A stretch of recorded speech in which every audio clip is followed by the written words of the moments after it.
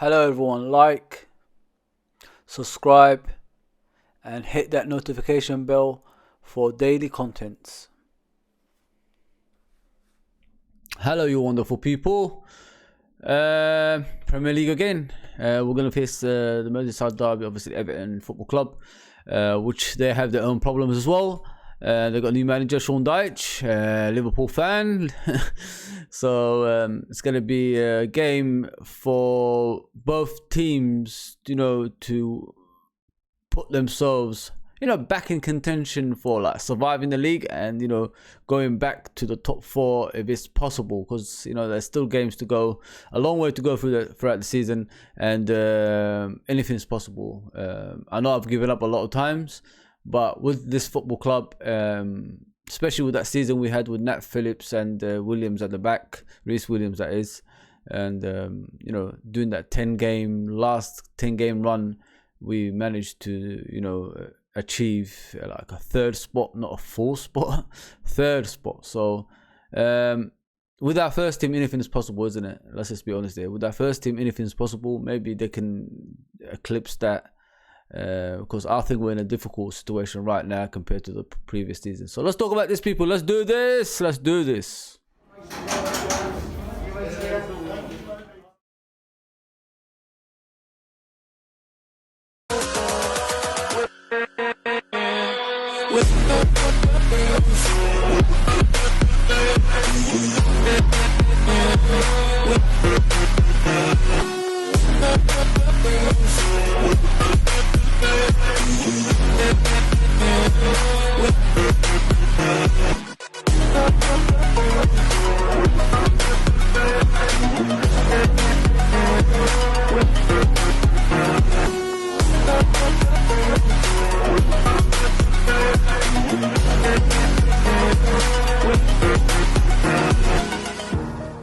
Hello, please, before we start, hit that subscription button, notification button, like button, and all that good stuff. So I'm going to bring you obviously the preview for the Merseyside derby, which is Liverpool versus Everton. If people don't know that, obviously they do.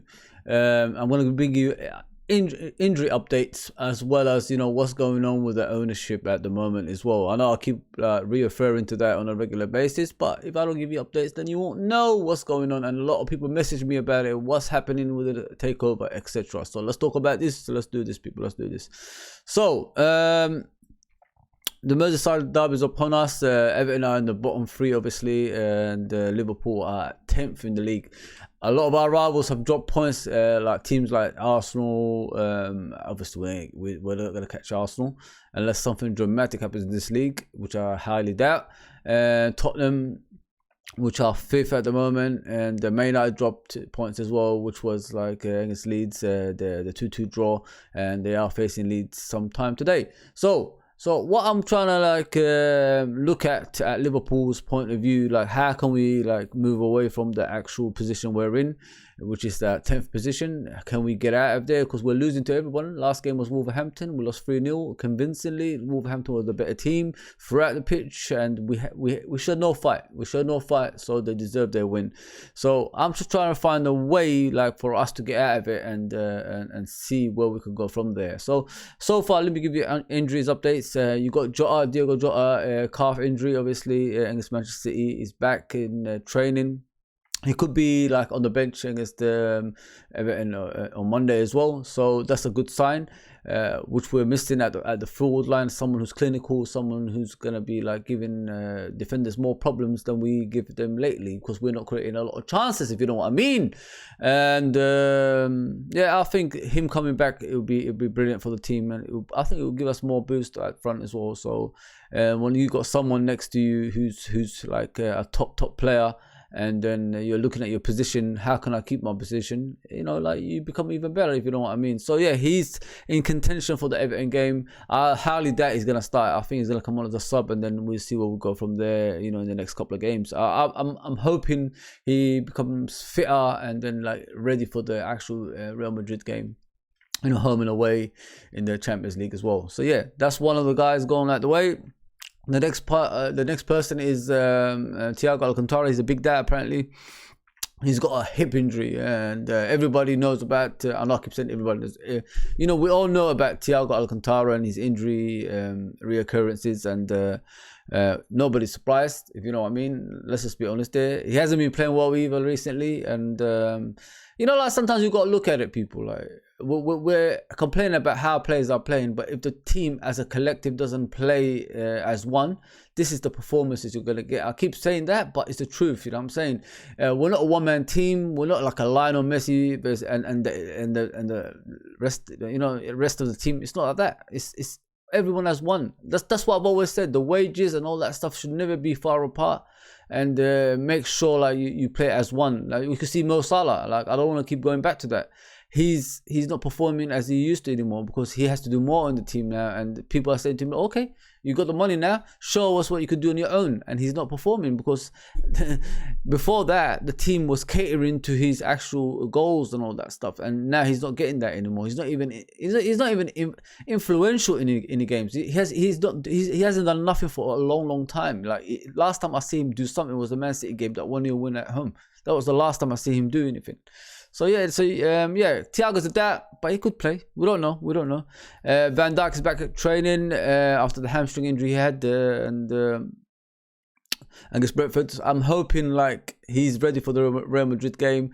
Keep him on the bench now and again, and then like bring him off just to get match fitness. Match sharpness. The thing with Van Dijk is like since he's been at Liverpool, like our manager doesn't trust any other defender, so he plays constantly. Like he doesn't stop playing for some reason. Like we don't rest him for long periods, if you know what I mean. He just has to play every game, which probably made him. Those injuries reoccur on a regular basis. So this is what I see about Van Dijk now. Like he's back in training. So if he's gonna, I don't think he's gonna be ready for the Everton game. I think he's gonna be ready after that. I think it's just bring him on as a sub, and then we get him ready for the Real Madrid game and see where we go from there. That's how I see with Van Dijk as well. Let's move on to the last one, which is Arthur. He's back in training as well after the torn quad. He had an operation on. Obviously, everybody knows about that one. What can I say about Alpha Melo? Like, he's a myth at Liverpool at the moment. He doesn't exist that much, but we got him a loan from Juventus. We pay his wages and all that, but he has to start performing. You know what I mean? We need to see him in the first team. We keep putting youngsters and putting their career in jeopardy, like ahead of players like Alpha Melo and Naby Keita, Oxlade-Chamberlain. These players are still here. They're fit, so play them. Don't waste like the other youngsters' talents. They're supposed to come on gradually in the team, not like start every game and then we hope like they become a star. Oh, Besiktas is doing all right, but how long can he do this for? Until he's like worn out? You know what I mean? There's a lot of things we've got to look at as well, man. Got a lot of things to look at. So Arthur Melo is back in training, and I'm hoping like he starts playing on a regular basis until the end of the season, innit? Because we don't know where he's gonna be at the end of the season. Are we gonna buy him, or is he gonna go back to Juventus? Juventus gonna sell it to someone else? We don't know. We'll just have to wait and see as time goes on. This game I could see us winning, but I could see us struggling at the same time as well. Why do I say that? Sean Dyche, that says enough. Burnley against Liverpool, Sean Dyche as a manager, negative football.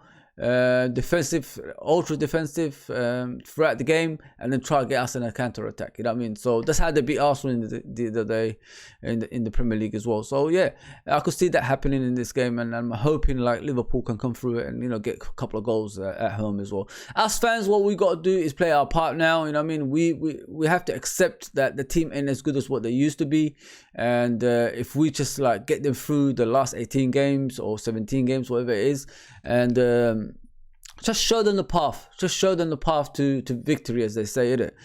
We've got nothing to lose as fans. The team has got nothing to lose now. Let's just be together as one and see this through and see where we're going to go at the end of the season. You know what I mean? All this negativity ain't going to work if you keep personally attacking players and giving them messages, you're rubbish, etc. and all that stuff. What confidence is that going to boost a player if you're going to keep messaging them like that? Yes, they're not loyal in a sense of supporting the club, but they're loyal into the success of the club, if you know what I mean. So let's just help them out and see this season through. Yes, a majority of them are not our favourite players, but you gotta like help out. You know what I mean?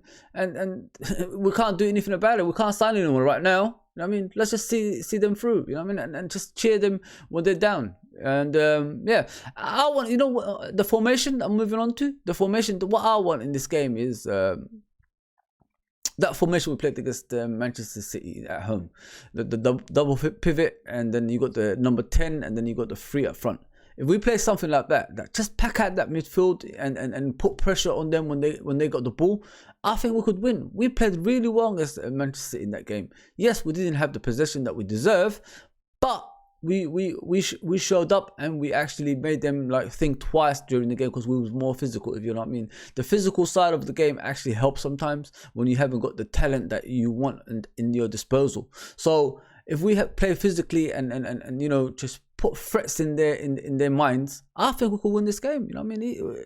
I think we could like win by 1 or 2 goals. So yeah, that Manchester City performance, like especially with the formation with the double pivot, and then you got the number 10 and the 3 up front. That's what I want to going forward in the next 18 games to 17 and see where we go from there. You know what I mean? If we keep chopping and changing formations and all that stuff, it confuses the players make mistakes, and you know the gaps open in the midfield as well. So if we just stick with that constantly until we get the 3 in midfield that we want in the summer, let's just go for it and see where we're going to go from there. Yeah, so I could see this game. My score prediction, I should say 2-1 Liverpool. Listen, I've got a little bit of hope now since the injury players come back compared to what I was saying before. Like, it's done, but anything is possible. I'm telling you right now, you know, if we could just climb up the table, anything is possible. And we've seen this club do that before with the deficiency we had at the back, and playing like Henderson and Fabinho at the back. So anything is possible in football terms, as long as the teams above us are dropping points, if you know what I mean. So I'll move on to the Qatari thing. From what I've heard, it's still ongoing, all the talks with the Qataris, and we're going to have to wait and see what happens at the end of that as well. Don't be too downhearted. You know, like everybody's concentrating on the Man United takeover about their Qataris and all that. QIS is different from what I've heard of Man United's interest and all that stuff. So let's just not concentrate on them, people. Let's concentrate on yourself. Man United, even if they get money like from Qataris, it's still going to be the same. Think about it, people. They spend money all the time. They outspend everybody else all the time. But success doesn't follow that. So if we keep concentrating on them and forgetting the real focus, which is us, it's going to just like make us think negative stuff. And then this is what's happening at the moment. We're trying to compete with them off the pitch when we're better off the pitch than them, if you know what I mean. Our stadium is in good shape. Our finances is in good shape. Yes, we don't spend money on players and all that stuff, but we're not in debt like them. Everything, the infrastructure at Liverpool Football Club is just way ahead of Man United. We just got to keep it up and stop concentrating on that team, please, people. Just get rid of that mindset. Oh, Man United. We don't need that. We don't need that anymore. We're way ahead of them in on the pitch. Like obviously the league position doesn't show, but you know what I mean, people, like success-wise, commercially, and all that stuff now. So let's just stick together through this and see what happens to the end of the season. And if FSG decide to sell, hopefully they'll sell to the people that actually can, you know, help us out when we're in need. You know what I mean? It's not always, listen, I don't mind the self-sustainability. I don't mind that. You know what I mean? That's a good way of football, because, you know, like your finances is in order, like, and you don't, if things go straight, you're not going to end up like Manchester City, if you know what I mean. You have everything in order. But what I want, yeah, is when we don't have money and we need to spend out of the owner's pockets. That's what I want the most, that the contribution in that way, and so we could compete with the likes of City and Arsenal and etc. You know what I mean? So hopefully we get ownership like that, because we deserve it, people. You know what I mean? We can't keep accepting mediocrity on a regular basis. You know what I mean? We've passed that stage now. We've done everything like in the 90s that was not good enough, especially managers who shouldn't be there in the first place. And then in the 90s, obviously we had great managers, and then we had Roy Hodgson, Kenny Dalglish, and Brendan Rodgers, and now we move on to Klopp. If someone gave me like before Klopp, in the next 7 years you win every trophy in the world, and it might take you 1 or 2 years to build a team again. I would have taken that. Every Liverpool fan would have taken that. Let's just be honest here. Don't lie to yourself, because we was in a bad shape, bad shape. We were signing the likes of Lambert, Balotelli, and players like that. Come on, people, man. Think about like where we was, and this manager got us there. Yes, they're making mistakes this season, but anything can happen as the season goes along. So let's get behind him and stop saying this Klopp hat thing, because it doesn't exist in my mind. This guy has brought us the best time of our lives, you know what I mean, in a long time for me as well. So yeah, I'm always Klopping, man. Until he says like I'm done, I'm always going to be Klopping. So yeah, please, if you think about it, have the you know, a moment to yourself and think like where we was before Klopp and how long it took us to get to a manager like Klopp. Then you'll understand like why, you know, what I'm saying is the truth, if you know what I mean. That's how it is, man. That's how it is. Listen, if you suffer 30 years of non-success, then you have to have that moments of reflection like where we was in the past, you know what I'm saying? So yeah, that's all I got for you. Obviously about the Qataris, like, it's still ongoing, people. Don't lose hope, man. Something will happen, man. The club's up for sale, people, you know what I mean? You don't put 2 banks in your payroll to, you know, look for sellers, sort of buyers and all that stuff, you know what I mean? Come on, let's just be honest there. It's not minimal investments and all that stuff. The club's up for sale, man. Let's just believe in that. Yeah. So please like, share, and subscribe. Hopefully the next time I come back, Liverpool win their game. I might do a live chat show on Tuesday, so please come on that around 8ish, probably back on the normal time that I used to have back in the day. So please look out for that, and I'll see you soon, people. Take care, everybody.